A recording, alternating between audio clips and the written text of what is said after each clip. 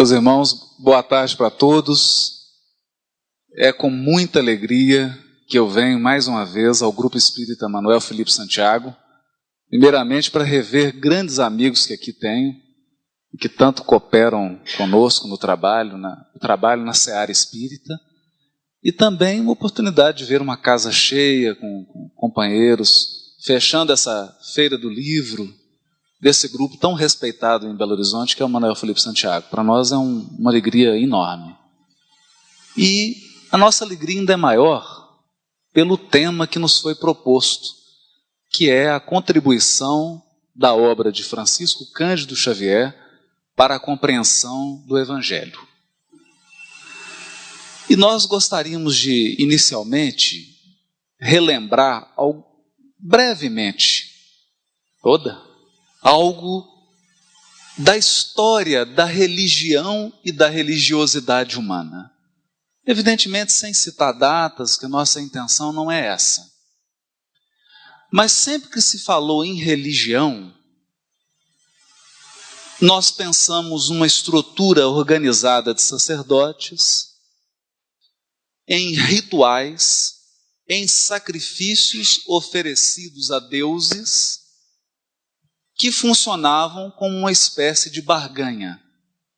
Então, se há uma seca, eu ofereço um determinado sacrifício para aquele Deus da fertilidade, ou Deus da água, na esperança de que ele vá resolver aquele problema concreto e material que eu estou vivendo.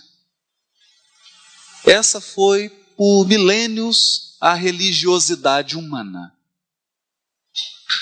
Até que, com a vinda de Jesus, que propõe uma religiosidade completamente espiritual, totalmente espiritual, nós tivemos imensa dificuldade de entender a proposta de Jesus e de colocá-la em prática no dia a dia.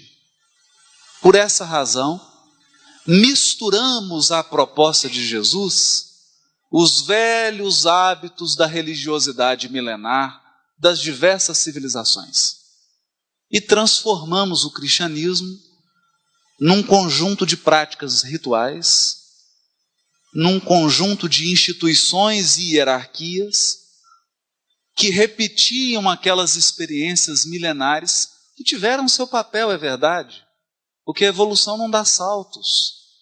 Todas as experiências são válidas e enriquecedoras para o espírito.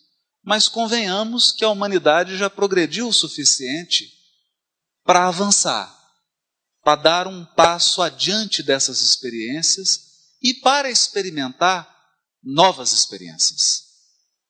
Para ter um contato mais genuíno com Deus e com a espiritualidade. Portanto, infelizmente, o grande desafio da humanidade tem sido lidar de forma objetiva, de forma eficaz com a sua religiosidade. E é nessa linha que nós pretendemos fazer uma reflexão sobre a contribuição da obra psicografada por Francisco Cândido Xavier para a humanidade, no entendimento do que vem a ser verdadeiramente a religiosidade proposta por Jesus e o que significa o Evangelho entre nós.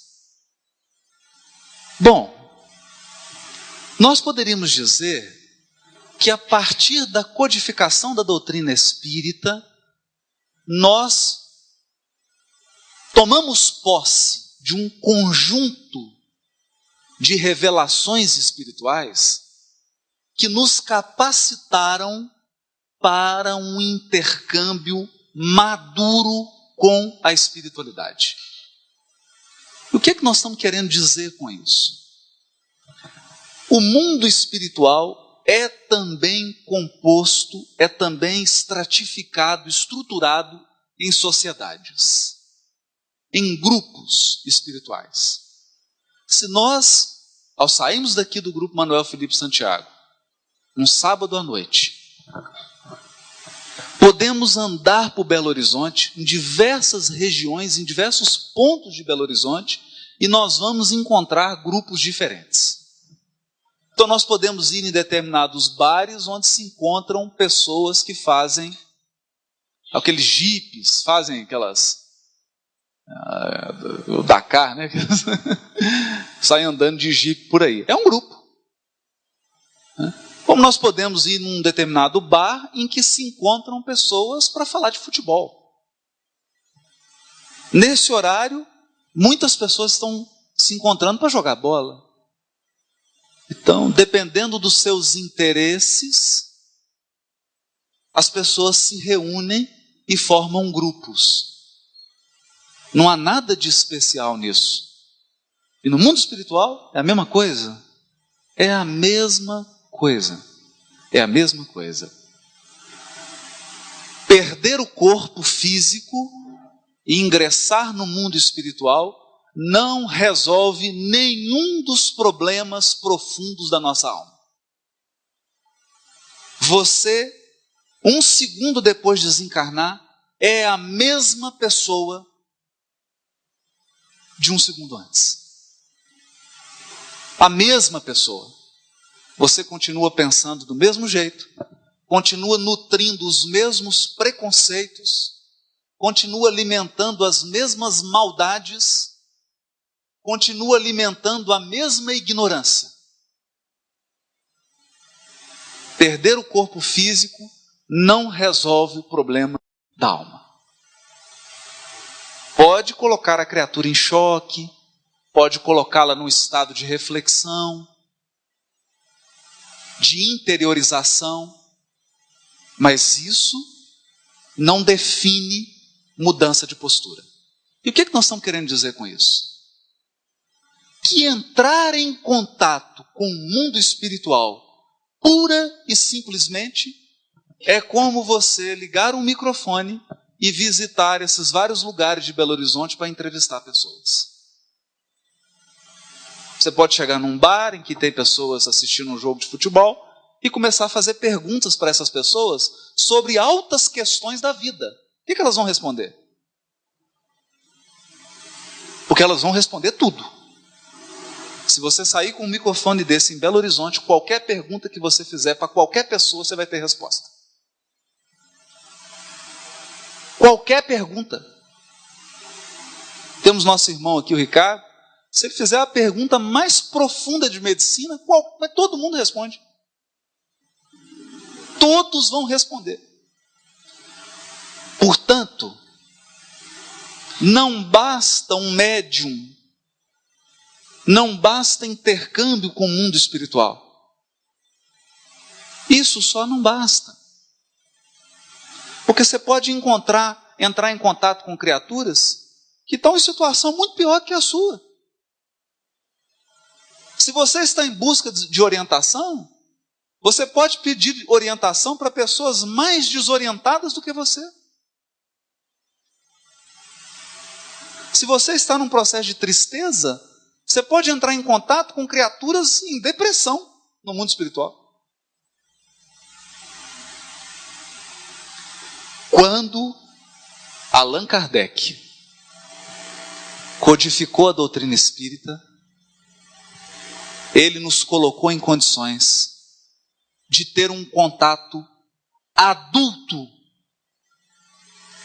maduro com a espiritualidade. E contato maduro com a espiritualidade significa que, ao estabelecer um diálogo com a espiritualidade, eu sempre me coloco numa posição crítica com relação ao que esse espírito está respondendo, ao que ele está dizendo, a quais pressupostos que ele adota para responder a determinadas perguntas. Porque você pode estar travando um diálogo com uma entidade profundamente preconceituosa. Você pode estar criando um intercâmbio com uma entidade profundamente má, profundamente orgulhosa, ou profundamente ignorante. Profundamente ignorante. A doutrina espírita, ao amadurecer o nosso intercâmbio com a espiritualidade, traz uma proposta diferente. Na coordenação de toda a evolução do orbe, há um Espírito. Questão 625 de O Livro dos Espíritos. O tipo mais perfeito que Deus tem oferecido, porque nós não aceitamos ainda. Jesus ainda não foi aceito. Deus está oferecendo tem 2000 anos. O tipo mais perfeito que Deus tem oferecido aos homens para servir de guia e modelo. Ao dizer que Jesus é modelo, a espiritualidade, ao responder essa indagação de Kardec, né, porque ele que propôs esse padrão de pergunta, modelo, ele pensava num padrão moral. Porque uma coisa é você falar de ciência, outra coisa é você falar de filosofia. Ao tratar de ciência, ao tratar de filosofia, eu estou lidando com padrões de interpretação. Então, se você chega para um químico, nosso irmãozinho Gilmar que está aqui, e ele vai lidar com um determinado fenômeno químico, ele tem um modelo teórico na mente dele para lidar com aquele fenômeno. Mas pode significar que esse modelo não esteja certo. Aliás, é o que sempre acontece. À medida que a sociedade vai evoluindo, ela vai substituindo os seus modelos de conhecimento. Mas quando eu falo de moral, não há modelo teórico. Quando eu falo de moral, eu preciso de um modelo de conduta. Eu preciso de um padrão de conduta. Um padrão de comportamento. Pois bem, Jesus é, para os espíritos que evoluem na Terra, o padrão de comportamento ideal. O padrão de comportamento ideal. Mas não é um padrão estático, um modelo teórico, porque ele é também um guia. Se ele é um guia, quando você realmente toma a decisão de seguir Jesus, você entra numa relação afetiva com Ele.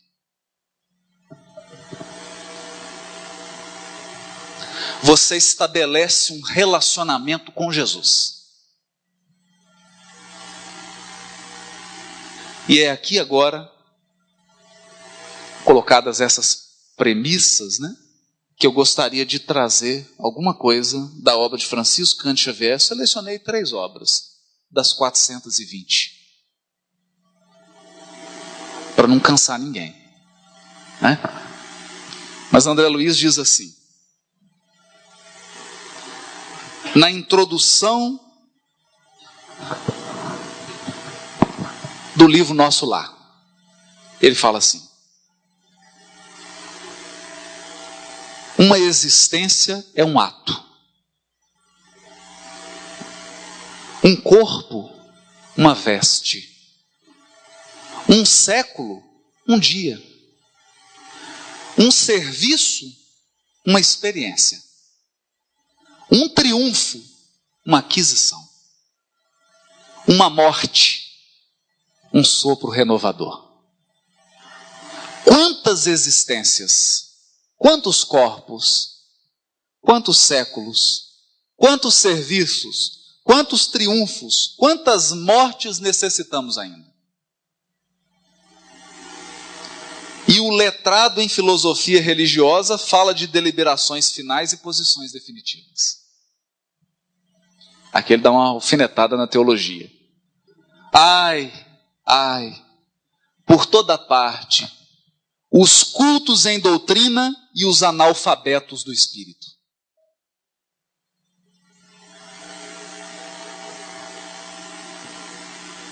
cultos em doutrina, repletos de títulos, de mestrado, doutorado, etc, etc.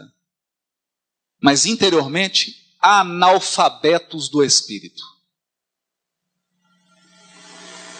Completamente analfabetos quanto à realidade espiritual. E essa é a história.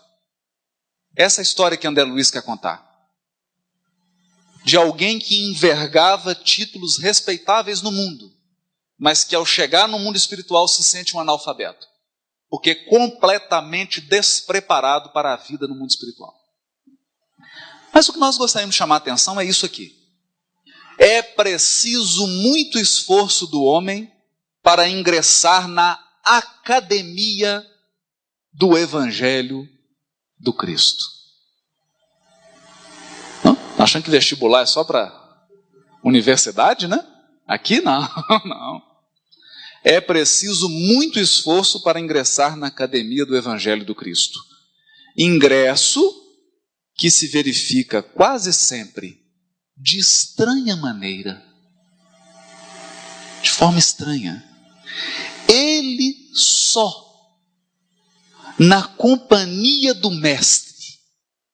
Olha, quando você entra dentro do Evangelho, é você sozinho e Jesus.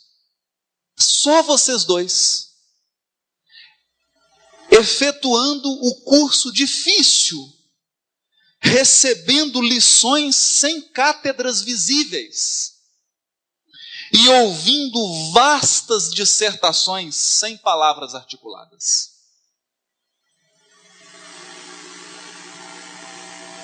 Vastas dissertações sem palavras articuladas. Por quê? Porque quando se ingressa na academia do Evangelho, utilizando a simbologia de André Luiz, Jesus começa a te ensinar através das pessoas que cruzam o seu caminho. Então é aquela pessoa de temperamento difícil que vem te ensinar a paciência. E você do lado daquela pessoa, às vezes com vontade de dar uma esganadinha, né? De leve no pescoço. Mas naquele momento você começa a ouvir vastas dissertações sobre a paciência. Sem palavras. Porque é Jesus inspirando você. É o mestre. Não é esse mestre alheio que ninguém tem acesso, não. É o mestre que está do lado. Está te acompanhando. Tem pedagogos nos acompanhando. O nosso crescimento espiritual não se dá à revelia. Há espíritos orientando o nosso crescimento espiritual e aferindo o nosso aproveitamento.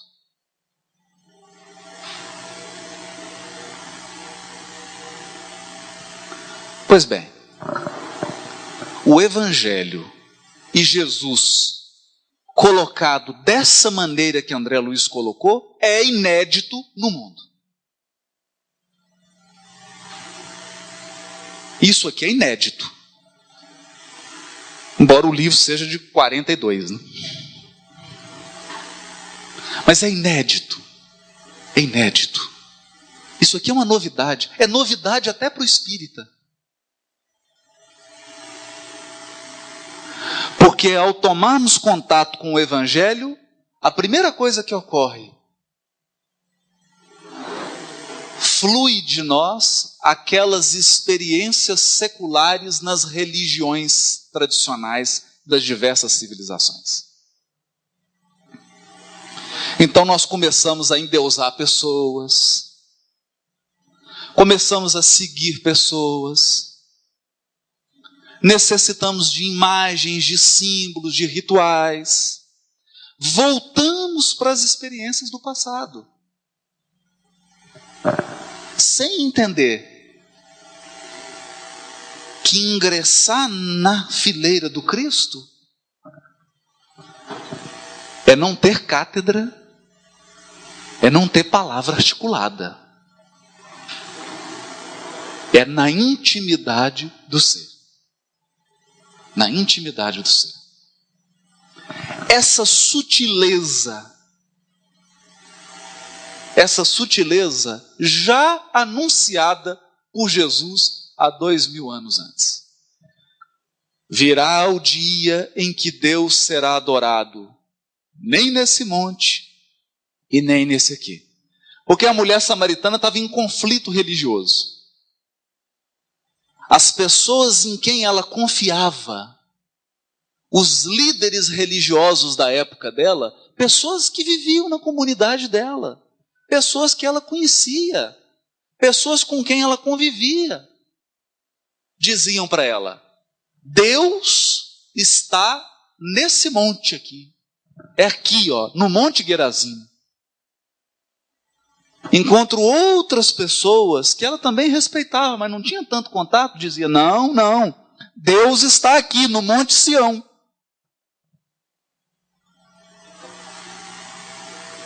E ela pergunta para Jesus: mas escuta, que monte que é? Onde que Deus está? Né? Mas quantas pessoas fazem essa pergunta? Onde que Deus está? Está no Espiritismo? Está no catolicismo? Está no budismo? Está procurando os montes, né? E aí Jesus ensina a lição de que a verdadeira fé remove montes. Mas não porque afasta as dificuldades, não. A verdadeira fé acaba com montes. Porque os verdadeiros adoradores adoram em espírito e em verdade. Então é dentro de você. Existe um altar? Existe. Está dentro de você. O altar onde Deus se comunica está dentro do seu coração.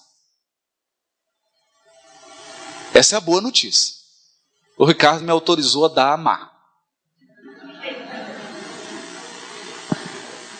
A má notícia é que Deus não tem aparelho fonador.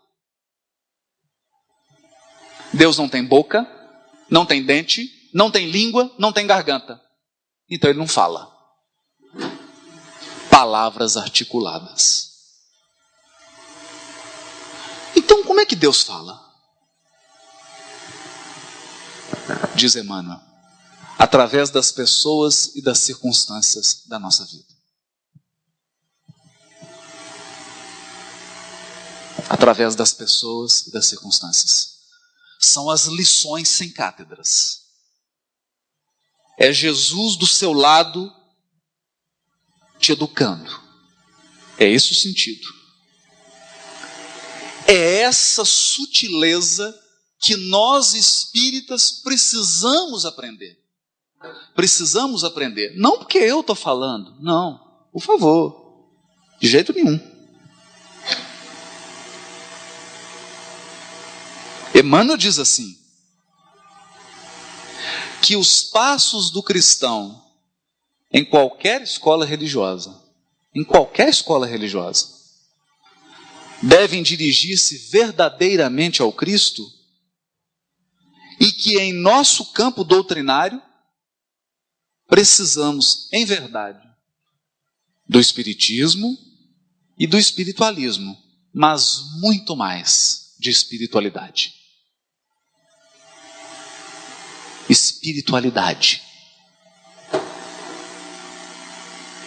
Porque o mundo está repleto de doutrinas místicas espiritualistas. O mundo está repleto de gurus espiritualistas e de seguidores espiritualistas. E a doutrina espírita está destinada a invadir o mundo. Mas, se não tivermos espiritualidade, nosso problema não será resolvido. Ainda que o mundo inteiro se converta ao Espiritismo, você pode permanecer no mesmo lugar que você está. Porque espiritualidade é aquisição interior. Então nós estamos dizendo aqui, que nós estamos querendo dizer, é que uma das coisas que nós aprendemos na obra psicografada por Francisco Cândido Xavier é que o Evangelho é para o interior. O Evangelho é para amplificar a nossa espiritualidade interior. é para reatar os verdadeiros laços que nos unem a Deus, em espírito e em verdade. Quando compreendemos esse ponto, instituições, hierarquias, práticas religiosas transformam-se em instrumentos. Instrumentos. Os instrumentos são úteis quando cumprem a sua função, mas eles são instrumentos. São meios, caminhos. É isso. O Evangelho, enquanto livro, enquanto letra, enquanto mensagem, é instrumento. É preciso adentrar nesse terreno de espiritualidade, espiritualidade com Jesus. Por que nós estamos dizendo isso? É perfeitamente compreensível, não vai nenhuma crítica aqui, pelo amor de Deus. É perfeitamente compreensível uma revista que se dedica a acompanhar a vida dos artistas. Fulana separou de não sei quem, está namorando com não sei quem agora, ficou grávida, está de 2 meses, largou não sei quem. A outra está namorando 3, né? Esse aqui está namorando 4, pretende casar com a 5ª. Normal isso. É normal isso. Nenhum problema. Isso está dentro de um padrão evolutivo, está dentro de um grupo, atende a determinadas criaturas, você chegar e acompanhar diariamente um programazinho de fofoca. Agora, caras espiritual não tem sentido.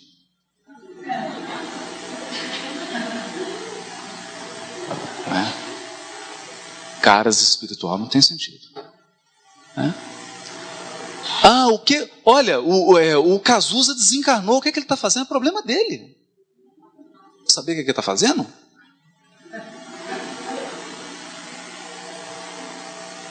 Entende? Então, é espiritualidade nesse sentido. O que a obra do Chico vem mostrar, nós vamos ler aqui agora, uma frase belíssima de André Luiz, né? Belíssima.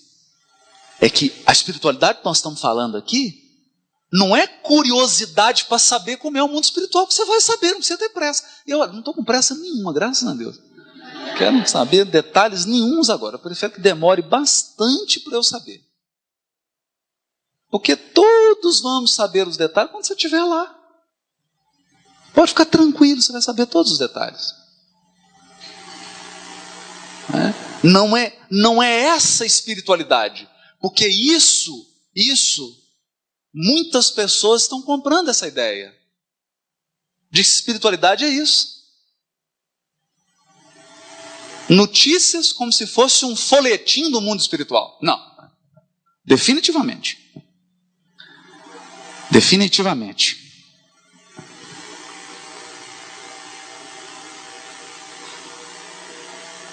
André Luiz descrevendo no capítulo 1 do livro Nosso Lar a sua situação espiritual.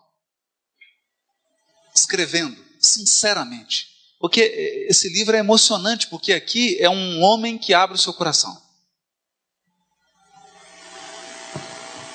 Abre o seu coração. Então ele diz assim: enfim, como a flor de estufa, chamando ele de flor de estufa, não suportava agora o clima das realidades eternas. Você pensa? O clima das realidades eternas. Realidade. Você chegar no plano espiritual, não adianta mostrar identidade, não adianta mostrar seu currículo acadêmico, não adianta mostrar seu cargo, não tem mais conta bancária, é você puro. Puro. É você. Só. Não tem nenhuma muleta. Aí ele diz assim: não desenvolvera os germens divinos que o Senhor da vida colocara em minha alma. É bonito isso aqui, porque aqui entra a sutileza da obra psicografada por Francisco Cândido Xavier. O que ele está fazendo aqui? Uma referência à parábola do semeador. Eis que o semeador saiu a semear. E o que André Luiz está dizendo? Não desenvolveram os germens divinos, as sementes que o Senhor da vida, que Deus colocara em minha alma.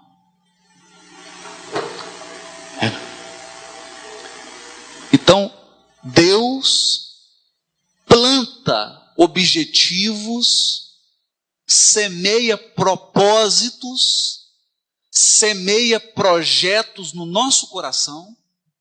Você discute esses projetos na espiritualidade, dialoga com as criaturas que vão dividir esse projeto com você, e quando você encarna, o que você faz? Isso não passa de semente. E aquilo que era para germinar, que era para desenvolver, que era para ser alimentado, fica em estado de germen. E ele prossegue: sufocara-os criminosamente no desejo incontido de bem-estar. Mais uma referência à parábola do semeador, porque na parábola do semeador há um conjunto de sementes que caem no espinheiro. E os espinhos sufocam a semente. E quando Jesus vai explicar essa parábola, essa parte da parábola, Jesus diz assim: e os espinhos são os cuidados deste mundo. Sufocam os germens divinos, germens de espiritualidade. Porque reencarnamos com projetos espirituais, não fora, mas dentro. Dentro. A gente realiza fora porque é material didático, porque a verdadeira construção é interior, né? A de fora é só meio. Então sufocou. Por quê? Desejo incontido de bem-estar. Bem-estar. Não adestrara órgãos para a vida nova. Como assim não adestrara órgãos? É André Luiz fazendo mais uma referência sutil ao Evangelho. Jesus curou diversos paralíticos. Não é que Jesus veio aqui à Terra para curar. Tem médico para isso hoje, né? Paralítico, leproso, o cego. A medicina vai chegar nisso. O problema são esses aqui, que chegam. Não adestrar a órgãos para a vida nova. Era justo, pois, que aí despertasse a maneira de aleijado. Você chegar no mundo espiritual e perceber que você é um paralítico do espírito. Paralítico, você não consegue movimentar. A densidade do teu perispírito é tão grande que você não consegue deslocar-se.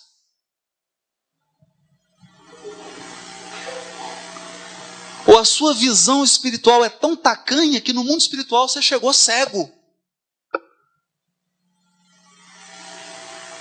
Nessa hora, começa a fazer sentido o Evangelho. As curas do Evangelho. Que são curas da alma. Quando Jesus cura uma cegueira no Evangelho, está se referindo a uma cegueira espiritual. É aquele preconceito que você tem que o torna incapaz de enxergar determinados valores. E que ao entrar em contato com o Evangelho, esses preconceitos caem por terra. E aí você passa a enxergar para a felicidade das pessoas que convivem com você.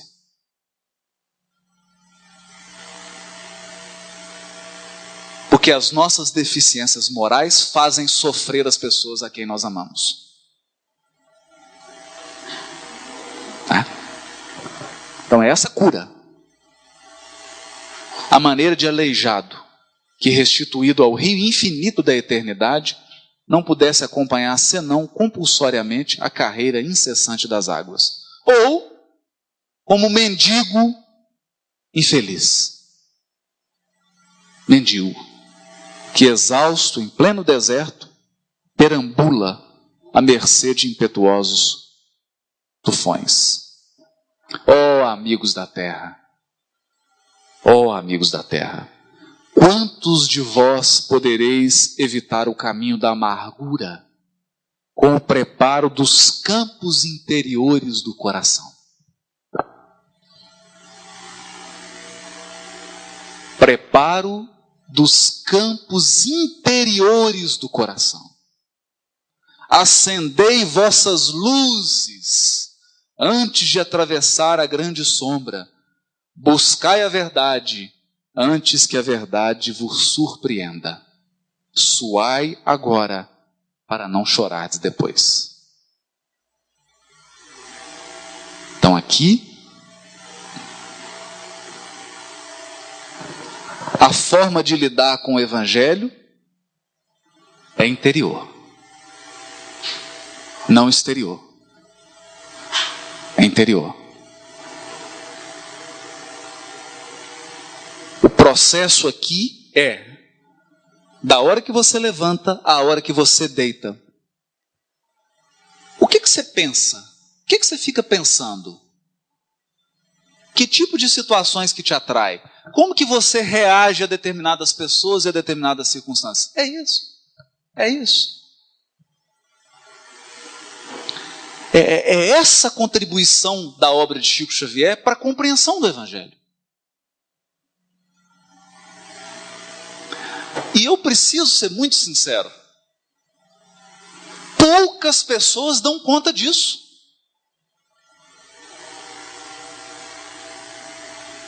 Poucas pessoas dão conta disso.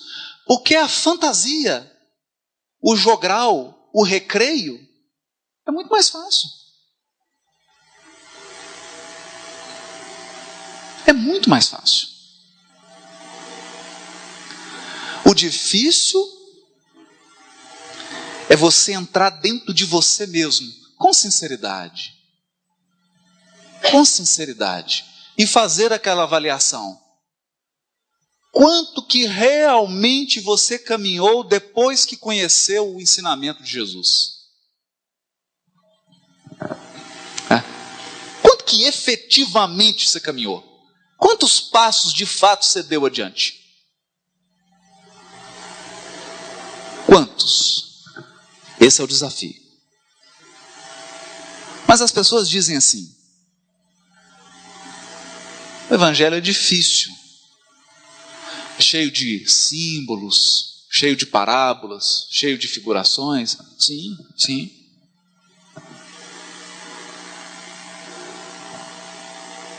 Aí diz Emmanuel, prefaciando o livro Agenda Cristã de André Luiz, que é o resumo do Evangelho. Aqui é o resumo do Evangelho inteiro. Sem parábola, sem símbolo, linguagem objetiva, clara, transparente. Transparente. É o Evangelho. É como se fosse assim, a essência. Diz Emmanuel assim: aqui, leitor amigo, você observará somente a lembrança dos antigos ensinos do Mestre, em novo acondicionamento verbal. Só o acondicionamento verbal que é diferente. O ensino é o mesmo.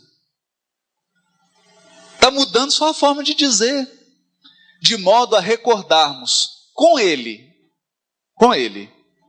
que o reino divino, edificação de Deus no homem, em verdade, jamais surgirá no mundo por aparências exteriores.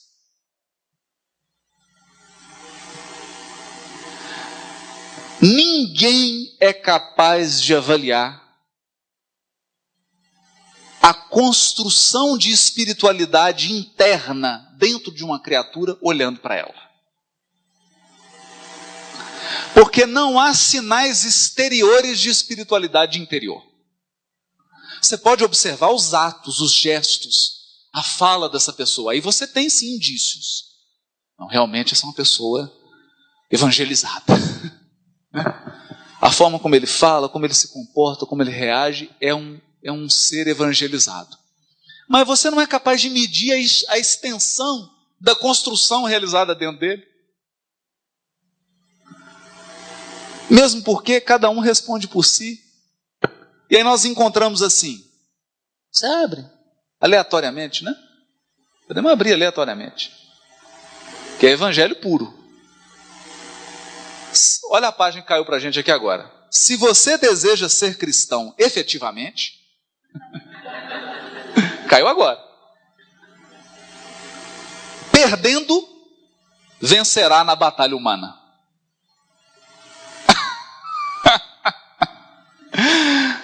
O que é isso aqui? É Jesus dizendo: tem de bom ânimo, eu venci o mundo.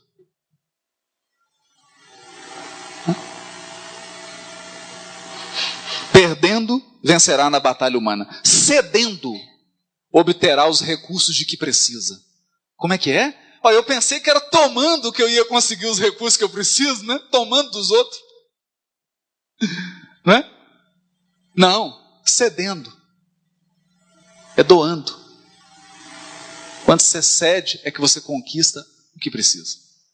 Trabalhando, conseguirá a felicidade própria. Perdoando, edificará em torno de si mesmo. Olha, libertando, conquistarás os outros.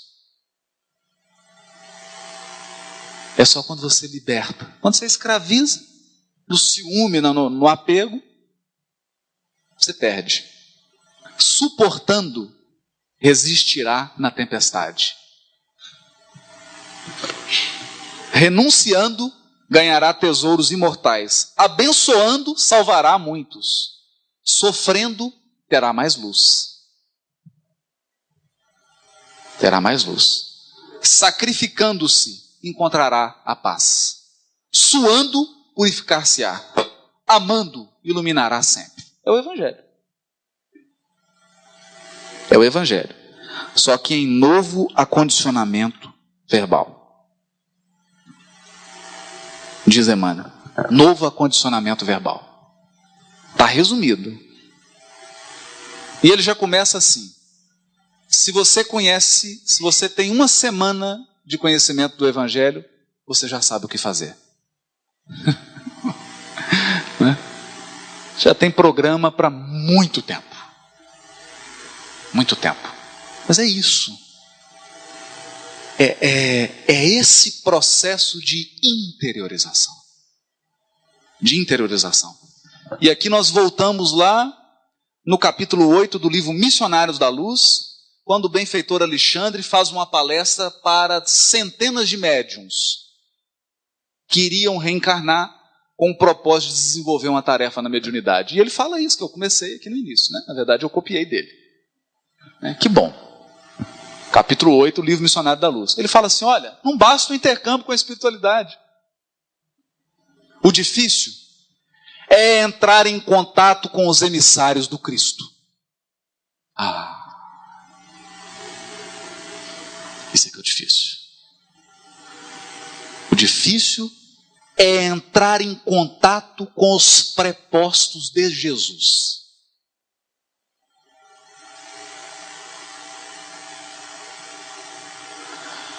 Porque você chega para eles sedento de orientação e eles chegam para você sedento de braço para trabalhar.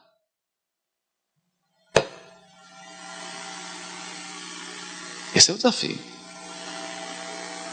Me recordo aqui de uma pessoa contando, o senhor Romeu Grise, de Votuporanga, amigo do Chico, morava em Votuporanga, que é perto de Uberaba, e ele contando que na época de muita dificuldade do Chico, muita perseguição, muita crítica, muita luta, muito desafio, e o Chico nunca perdeu o ânimo, né? Isso nunca, mas estava cansado, né? Quando você fica assim com a energia um pouco baixa. E então o benfeitor Emmanuel sugeriu a ele, falou, Chico, agora nós vamos arrumar uma forma de você recuperar as suas energias. Aqui o que vai ser, né? Toda uma sessão de passe, né? Vem a Sheila, depois a André Luiz. Não. Qual foi a sugestão do Emmanuel? Nós, a partir do próximo final de semana, vamos fazer toda semana uma peregrinação nos bairros pobres de Uberaba para visitar os lares daquelas pessoas que estão em desespero, que estão em necessidade. E ele então começou. E depois ele revela, isso está até em livro, que o grande combustível que ele tinha, o momento em que ele restaurava todas as suas energias, é quando ele ia de encontro à necessidade do outro.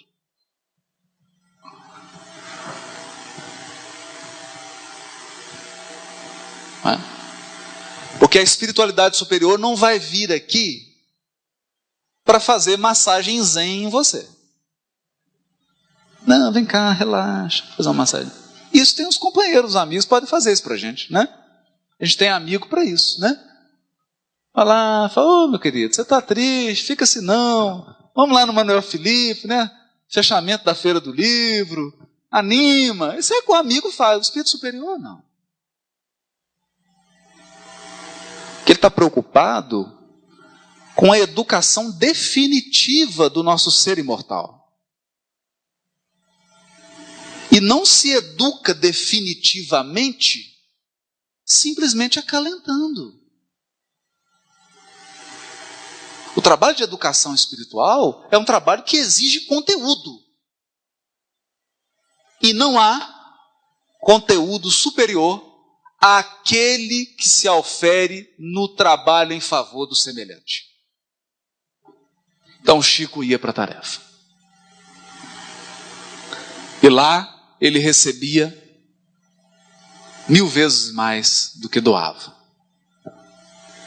Tem uma frase belíssima, a gente não cansa de repetir, quando ele chega para o Emmanuel e fala, Emmanuel, eu estou me sentindo como se estivesse caindo de um prédio de 20 andares. O Emmanuel fala, não preocupa, Chico.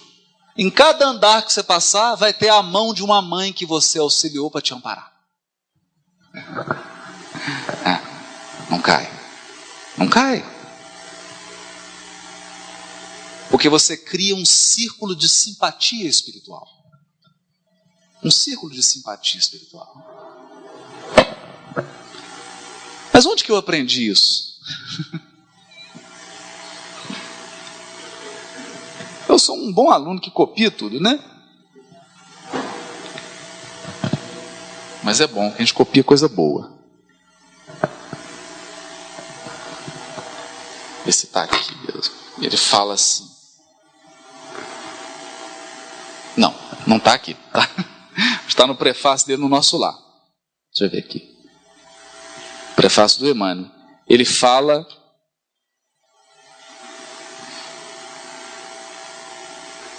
Não. Sobre a árvore. Que agora eu vou ter que procurar. Perdi aqui, perdão, gente. Ele fala sobre a árvore. Que é justo que a árvore que produz muitos frutos receba do agricultor um cuidado especial.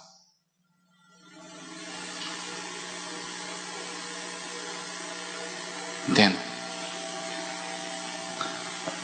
Então, eu estou dizendo isso porque pode ser que você esteja sentado na sua cadeira aí e pensando assim, poxa, mas eu estou tão triste, eu estou tão sozinho, eu estou deprimido. Tá? Vem para o Manuel Felipe Santiago. Vem para a campanha do quilo. Vem trabalhar com o necessitado aqui. Vamos fazer visita para os hospitais de câncer infantil. Sai de você. Sai da sua casca de ego.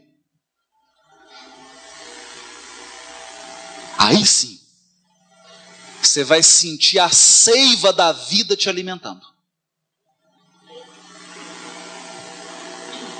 Porque não há fluxo de água em poça.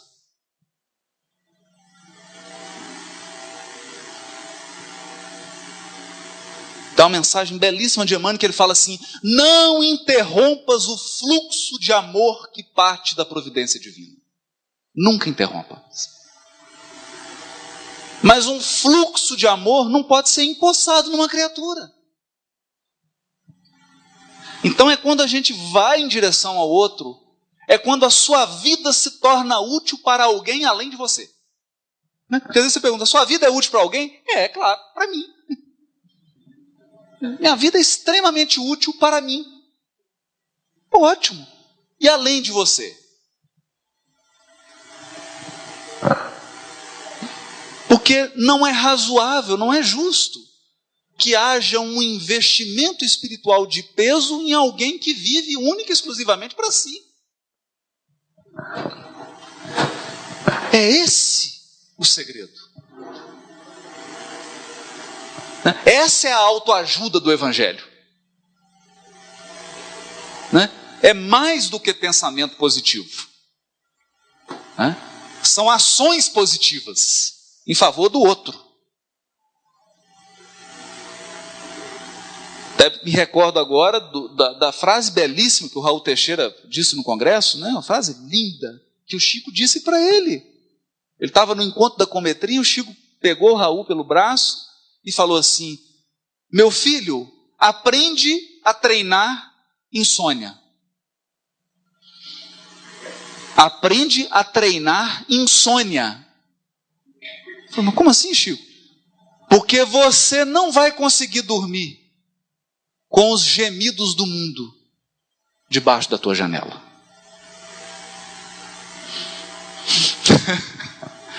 Pensa. Você não vai conseguir dormir com os gemidos do mundo debaixo da tua janela. Porque é uma multidão de pessoas sofrendo. Muito mais que nós.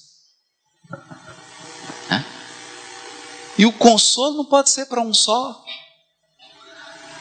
A doutrina espírita é o consolador prometido. Sabe por quê? Porque o lema dela é: fora da caridade não há salvação. Verdadeiro consolo só é aquele que é para todo mundo. Consolo para um só não é consolo verdadeiro. Então essa é a grande lição. Mas vamos respirar, né? Eu estou um pouquinho tenso, né? Vamos respirar um pouquinho, né? Bom. E ele continua. Caminho, verdade e vida. E diz assim: o Cristo não estabelece linhas divisórias entre o templo e a oficina.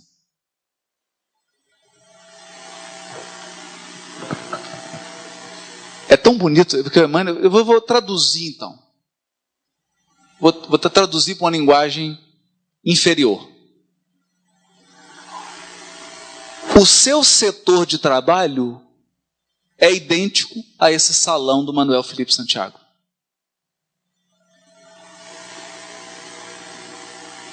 É isso. Para Jesus não tem diferença quando você está aqui ou quando você está no seu serviço. Aqui é templo, lá também.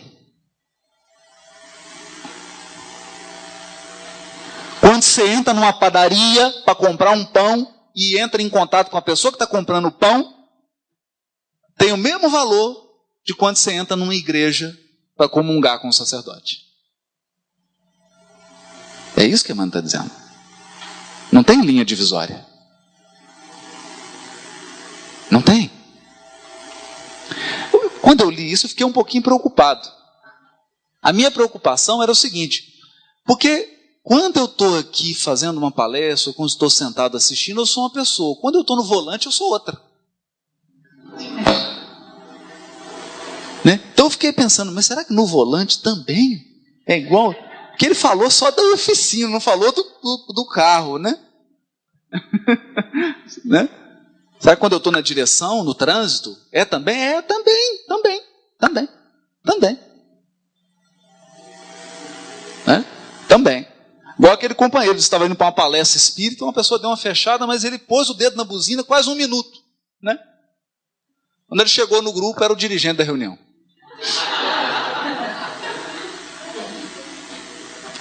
Aí vem, você me desculpa, a buzina agarrou. Eu ia dar um toque cristão, né? Eu ia fazer assim, só para... Estava com medo de te chocar, mas agarrou a buzina. Estou com esse problema. Você conhece algum mecânico, né? Não tem explicação. Né? Vai explicar o quê? Vai explicar que quando você está aqui fazendo uma palestra, você é um, quando você está no trânsito, você é outro? Né? E se a pessoa que estiver no trânsito for alguém que está te ouvindo? Né?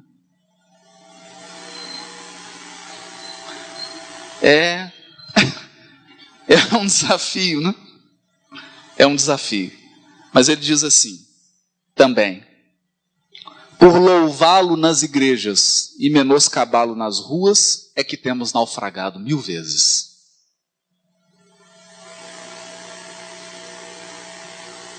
Porque todo mundo louva Jesus. Oh Jesus, né? Temos naufragado 1000 vezes por nossa própria culpa. Todos os lugares, portanto, podem ser consagrados ao serviço divino. Porque a pessoa confunde serviço divino com atividade religiosa. Aí, olha que interessante. Eu me lembro que estava trabalhando na apostila do EAD com o seu Honório. Então, estamos lá na parábola do bom samaritano. E de repente ele falou assim, olha, vamos fazer um destaque agora para o dono da hospedaria. Eu falei, como é que é, Sonora? Para o dono da hospedaria? Mas por quê? O dono da hospedaria ele tem um comércio, né? Ele tinha um comércio, a pessoa chegou lá e falou, queria deixar hospedado aqui, pagou. Eu falei assim, não, meu filho, você não está entendendo. Porque ele falou para o moço assim, se ficar mais caro, depois eu venho e te pago. Então isso é ser cristão na sua atividade profissional.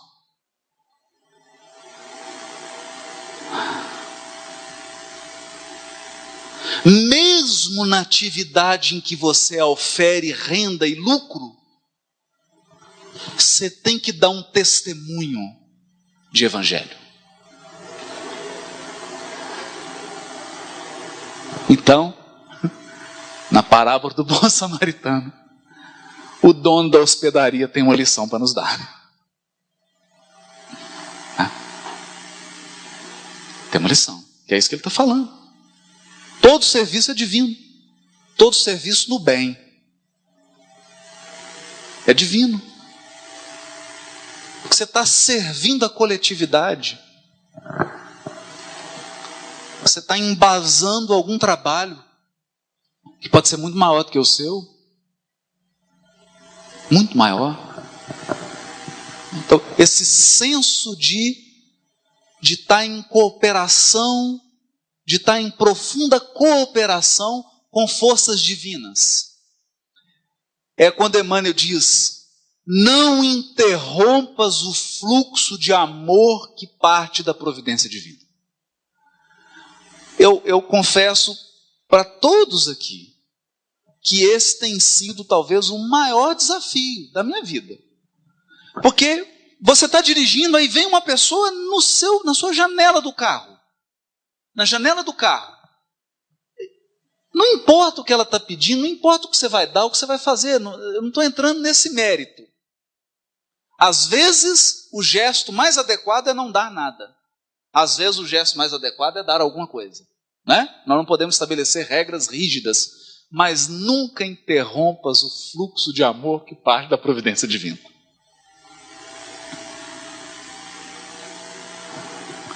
Porque toda vez que uma criatura cruza o nosso caminho, a esperança da providência divina é que o fluxo de amor passe por você e chegue a ela.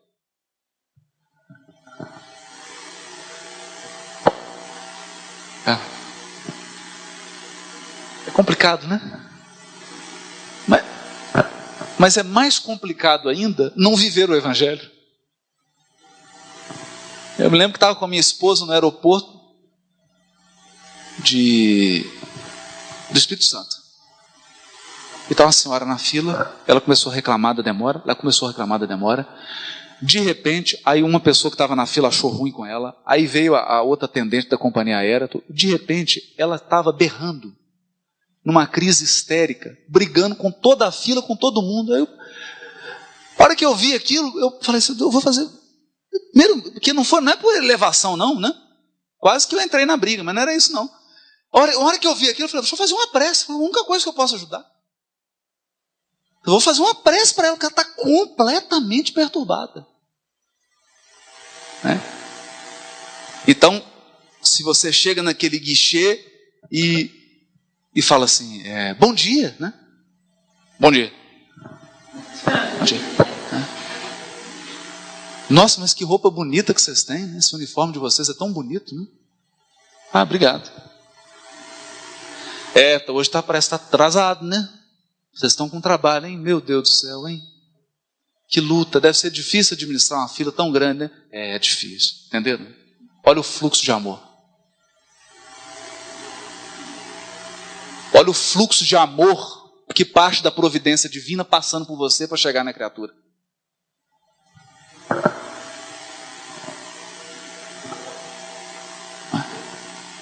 Naquele momento, né? É nesse contato que você está sendo um instrumento de Deus, né? Para levar a paz, para levar a tranquilidade, para levar a solução, e não para ser mais um problema para a pobre coitada, né? Ela já está com 250 problemas na fila e você é o 251.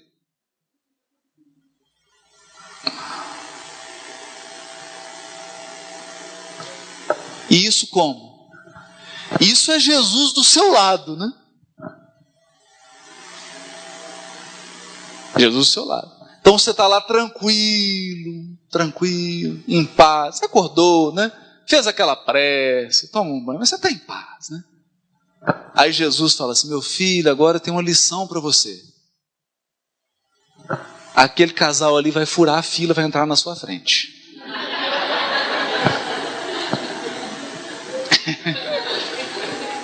A lição sem cátedra e sem palavras articuladas. Aí a pessoa chega, né? Dá aquela olhada para os lados, gira e de repente está na sua frente.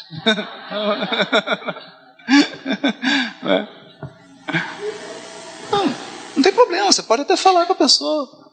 Pô, senhor, não estou querendo incomodar, não, mas o final da fila é lá, né? Não, é aqui. Não, então pode ficar à vontade. Pode. É aqui agora. Eu sou o último. Fica à vontade. Entende?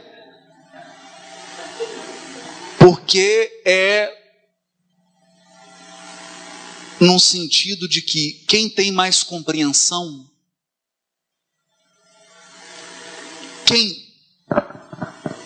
olha só, quem tem mais compreensão compartilha com Deus os cuidados do mundo.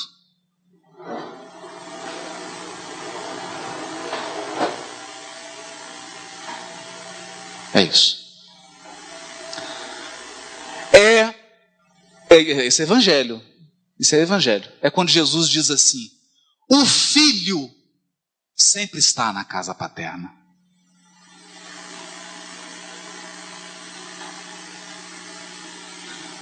O servo não. Você pode ser um servo de Deus.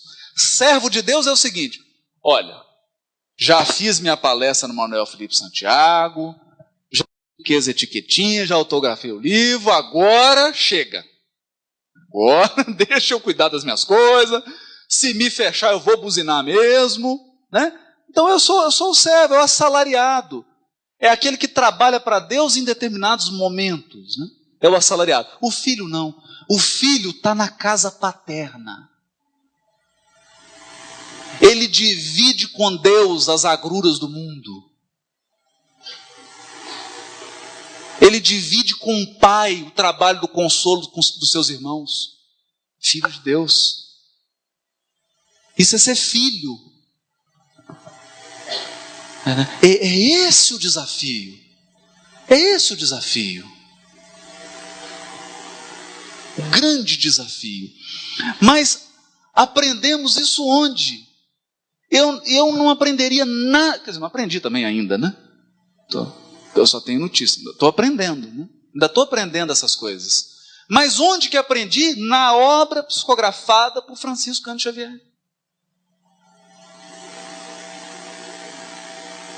Essa visão de evangelho, essa forma de enxergar o evangelho, está aqui, ó. Agenda Cristã, série André Luiz, comentários de Emmanuel, os romances de Emmanuel. Foi nessas obras que eu realmente pude aprender o que Jesus veio fazer aqui. O que ele veio fazer aqui? Porque muita gente acha que Jesus veio aqui para fundar o cristianismo. Veio fundar o cristianismo para você ser um cristão seguidor. Olha, eu queria muito que fosse tão simples assim.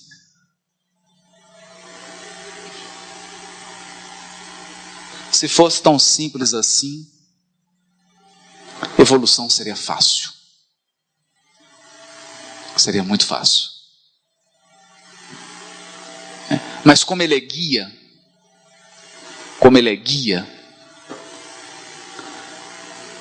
você tem que estar disposto a fazer uma jornada. Né? E aqui me recordo mais uma vez do Honório. Ele disse assim: meu filho, o mundo ainda não é de Jesus. Então saiba que se você for um cristão verdadeiro, você será um forasteiro no mundo. Um forasteiro. Você está em viagem. Você está em viagem. O verdadeiro espírita é um peregrino. É um peregrino. Né? Porque não acha que você vai estar confortável nesse mundo. Tem injustiça demais nele. Né? Tem muito sofrimento nesse mundo. Não é possível que você esteja confortável. Né? Se você está confortável, é porque você está num nível evolutivo ainda. Sem problema. Não tem problema nenhum. O nível evolutivo que você está. Não tem, pelo amor de Deus. Senão eu vou desaprender o que André Luiz ensinou aqui.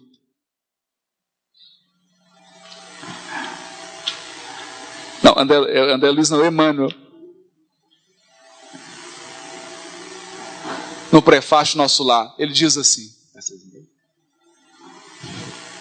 os que colhem as espigas maduras não devem ofender os que plantam à distância, nem perturbar a lavoura verde ainda em flor. Então tem criatura que já está colhendo as espigas maduras da espiritualidade. Tem outros que estão ainda com a lavourazinha verde. E o outro está plantando ainda. Quem está colhendo não pode ofender quem está plantando. Então não vamos criticar quem está adequado. Não vamos. Cada um na sua posição evolutiva. Mas eu acredito sinceramente, se você está aqui hoje, é porque você já está em condições de colher espigas maduras. Espigas maduras da espiritualidade superior. E nesse trabalho, se você está nesse trabalho, se Jesus é realmente o seu guia, se você está seguindo, você é um forasteiro. Você é um peregrino. Você está em viagem.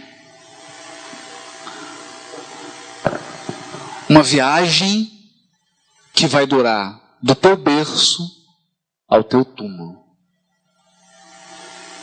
Então, é preciso não se apegar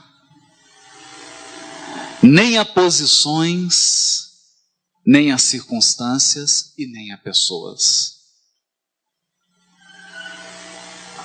Usufrua as situações, as posições, as pessoas que Deus colocou ao seu lado, usufrua enquanto elas estão com você. Aproveite as oportunidades. Aproveite ao máximo, mas entenda que é temporário. É uma jornada. Claro que nós vamos nos reencontrar no mundo espiritual, numa situação muito mais estável.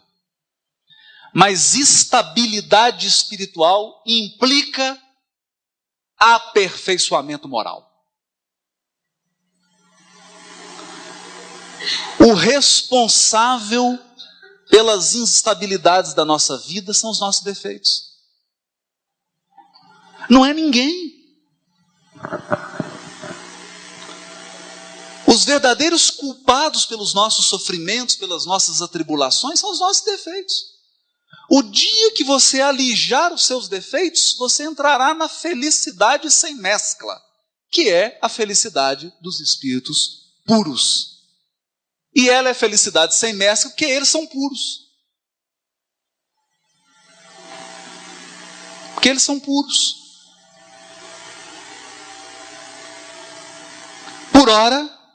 Por ora, se nós formos conduzidos a esferas superiores, as nossas deficiências morais nos impedirão de viver nesses locais. Nos impedirão. Você pode ser surpreendido tendo um ataque histérico com um anjo. Pode. Quando você perceber, você está discutindo com um anjo e ele em silêncio, em prece, olhando para você.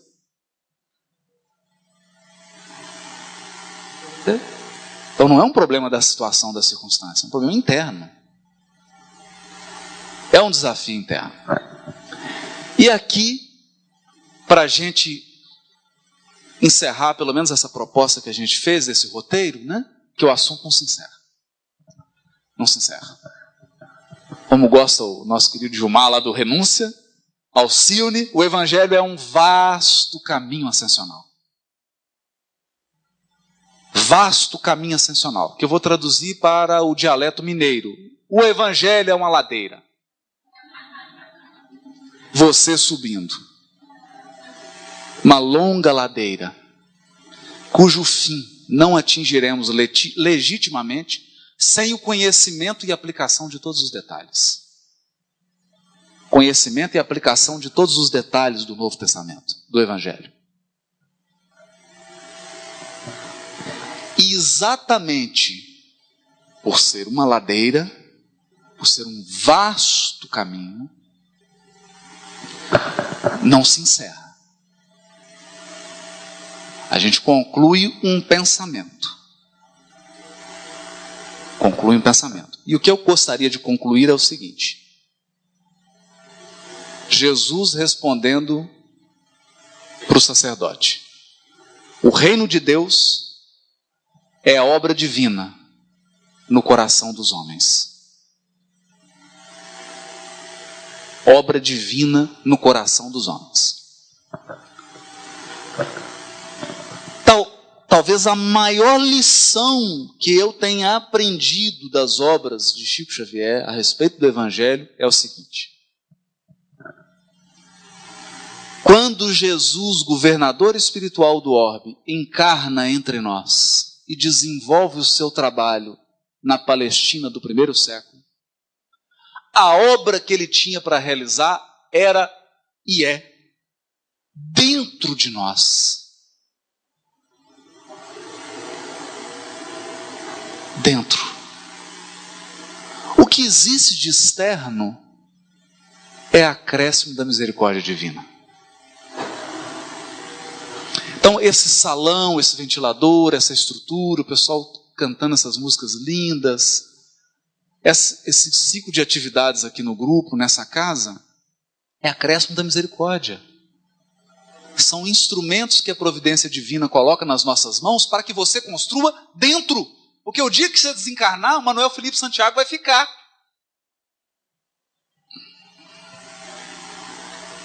Você não vai levar nada disso aqui. Você só vai levar o que você construiu dentro.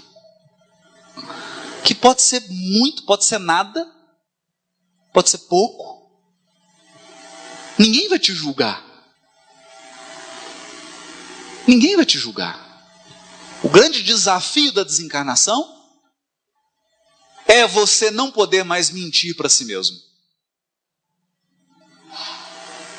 Percebe? Porque eu posso estar num processo espiritual complicadíssimo e eu olho para mim e falo assim, nossa, mas que bonito, olha só, sapato bonito, que calça, a camisa, estou bem. Estou bem, mano.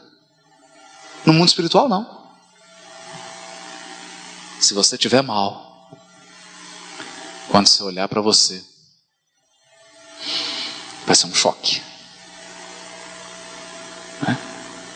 Vai ser um choque. Ou pior, como o nosso irmão Jacó, Frederico Figner. Você achar que está uma coisa e chegava no mundo espiritual, ele que ombreou com aqueles trabalhadores dos primeiros momentos do espiritismo, e olhava para o doutor Bezerra iluminado. Olhava para Bittencourt Sampaio, só luz. Olhava para ele, não tinha luz. Opaco. Ainda tendo que aguentar a zombaria. Né? O Espírito falava, não é aquele ali que doutrinou a gente na reunião mediúnica? É ele mesmo, é o Frederico Figner. Ai, Frederico, você está igual a gente. Ué. Fizeram piada com ele. Você está igual a gente, Frederico. Achei que você estava doutrinando, mas você estava melhor do que a gente, está no mesmo barco. A profunda tristeza. Porque não construiu efetivamente por dentro. Não construiu efetivamente por dentro. Meus irmãos, era isso que eu queria trazer. E antes de encerrar, contar a história do livro. Né? Em ligeiras palavras, hoje nós contamos. Esse livro nasceu, na verdade, de um pedido. Embora a gente pesquisasse sobre o Novo Testamento, tivesse contato com as línguas originais da Bíblia e tudo, eu sempre tive uma resistência de partir para um projeto de tradução. Principalmente porque a maioria das traduções são feitas em equipes, né? Uma equipe de pessoas, de tradutores, jamais por um tradutor. Né? Mas quando o seu Honório, né, Honório Abreu, foi convidado para fazer o EAD, o Estudo Aprofundado da Doutrina Espírita, pela FEB, na apostila chamada Parábolas e Ensinos de Jesus, uma apostila bem simples mesmo, para dar uma noção elementar de evangelho. Na sala do Nestor Mazotti, em Brasília, estava eu, o seu Honório, a Marta Antunes, que era a coordenadora da apostila, e a Ruth Salgado. E houve uma dúvida de qual tradução seria utilizada nos trabalhos. Na apostila, nos futuros trabalhos da federação, no trabalho federativo. Então o Nestor perguntou, olha, mas será que não seria viável uma tradução? Feita por nós, mas não uma tradução espírita, uma tradução feita com isenção, uma tradução neutra, uma tradução que tivesse disposta a colocar-se, a receber crítica, a receber sugestões. Seria viável, seria. Honório, o que você acha? Não, nossa, é um sonho, né? Extremamente viável. Mas por que você acha que você pode fazer isso? Ele. Aí eu. Então, uma brincadeira, isso, né? Não, você vai fazer. Aí, bom, na hora a gente é assim meio tolo, né? Não, vou fazer então. Só pediu, estou fazendo, né? Ele chegou a ver alguns capítulos iniciais, depois desencarnou, né? E agora vê do mundo espiritual, né? E rejubila-se do mundo espiritual. 3 anos, 4 evangelhos e Atos dos Apóstolos. Qual que é a diferença dessa tradução? É que ela é uma tradução que procura ser literária.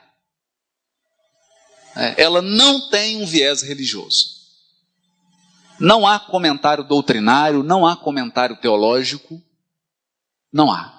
É uma busca de recuperar a fala original de Jesus. Aqueles aspectos essenciais do Evangelho. E por isso foi necessário, 2/3 dessa obra são notas de rodapé.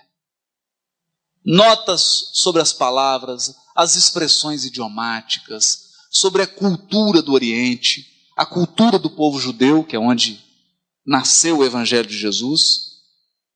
Isso é tudo explicado. Está pronto? Está completo? Não. Ela está lançada. Faltam as cartas, falta o Apocalipse, as sugestões já estão chegando.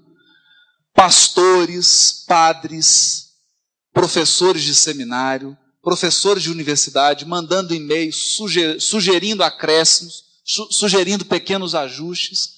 Então, é uma tradução que vai crescer, que vai se aprimorar ao longo do tempo, porque essa é nossa. Essa é nossa. Nenhuma que está aí está posta para ser melhorada ou para ser alterada. Essa não. Essa é nossa. Então, se você comprar, leia. Se tiver alguma coisa que você achou que não ficou de acordo, que está incoerente, manda um e-mail, sugere. Porque o sentido aqui é o da busca da verdade, da busca do aperfeiçoamento, da correção. É, enfim, o critério da universalidade. É uma tradução que está aberta para o controle universal. Não só por espíritas, mas por católicos, por protestantes, por judeus.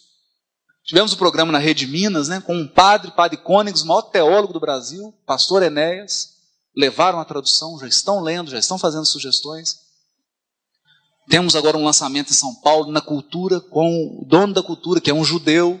Teremos uma equipe de judeus para a gente fazer uma palestra sobre essa tradução. Então, é aberta. Está aberta a verdade. E eu espero, sinceramente, que essa tradução possa contribuir para nós todos verdadeiramente estudarmos o Novo Testamento, para, então, praticá-lo e vivê-lo com segurança. Muito obrigado e Jesus abençoe a todos nós.